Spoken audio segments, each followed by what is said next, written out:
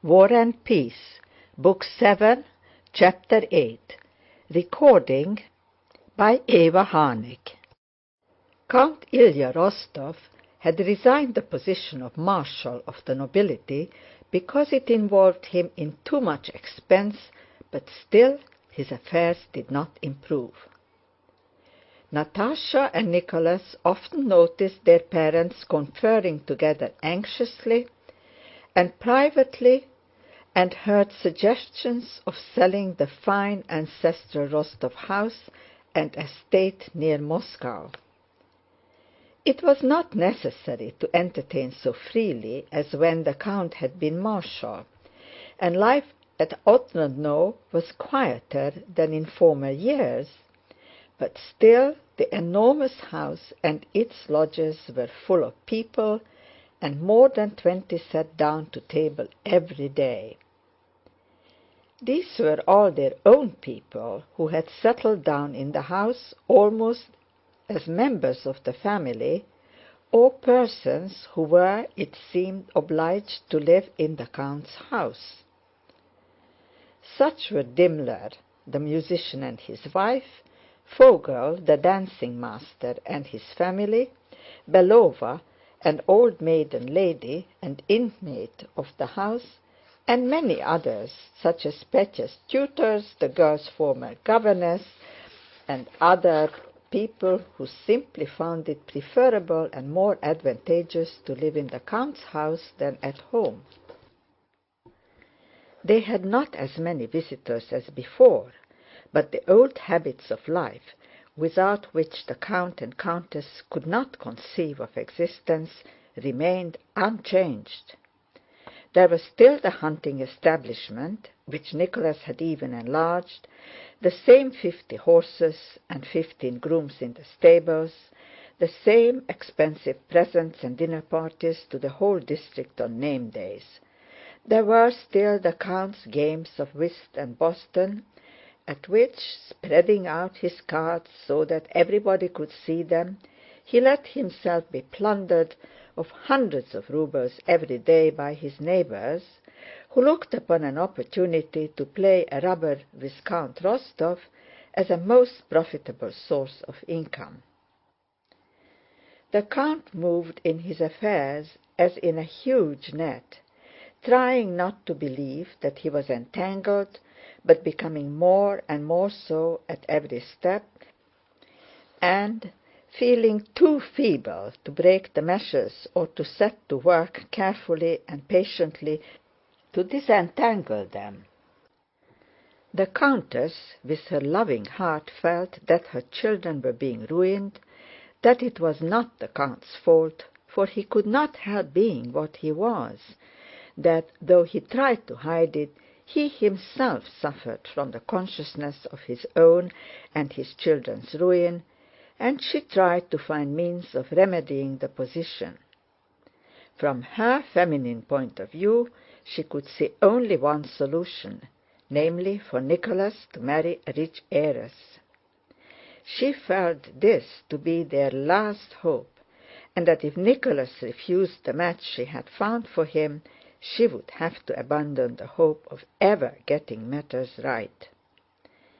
This match was with Julie Karagina, the daughter of excellent and virtuous parents, a girl the Rostovs had known from childhood, and who had now become a wealthy heiress through the death of the last of her brothers.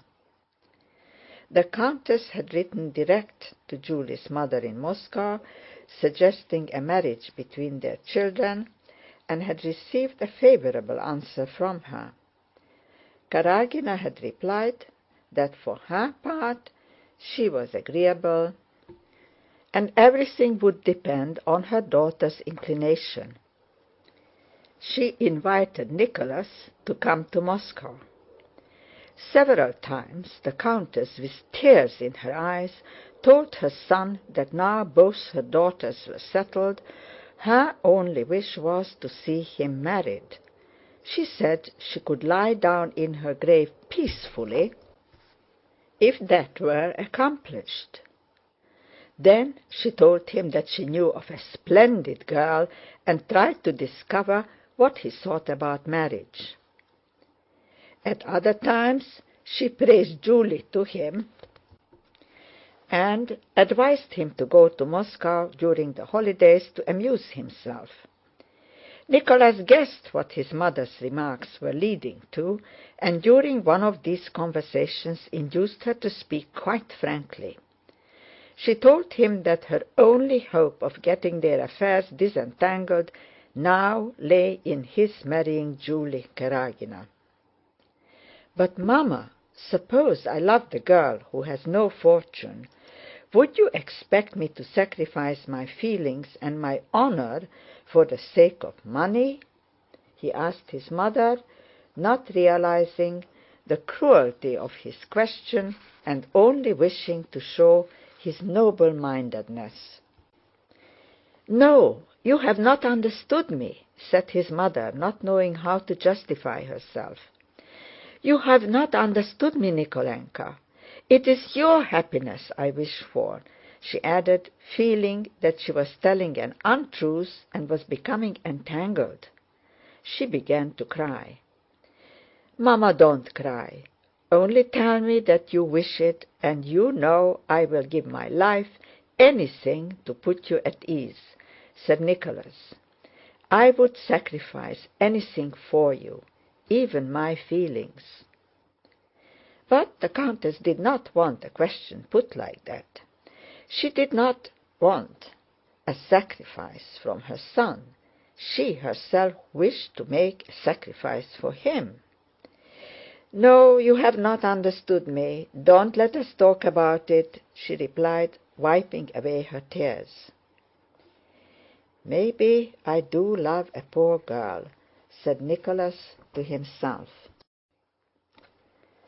"Am I to sacrifice my feelings and my honor for money? I wonder how Mamma could speak so to me. Because Sónya is poor, I must not love her," he thought, "must not respond to her faithful, devoted love. Yet I should certainly be happier with her than with some doll like Julie. I can always sacrifice my feelings for my family's welfare," he said to himself. "But I can't coerce my feelings. If I love Sónya, that feeling is for me stronger and higher than all else." Nicholas did not go to Moscow, and the countess did not renew the conversation with him about marriage. She saw with sorrow, and sometimes with exasperation, symptoms of a growing attachment between her son and the portionless Sónya.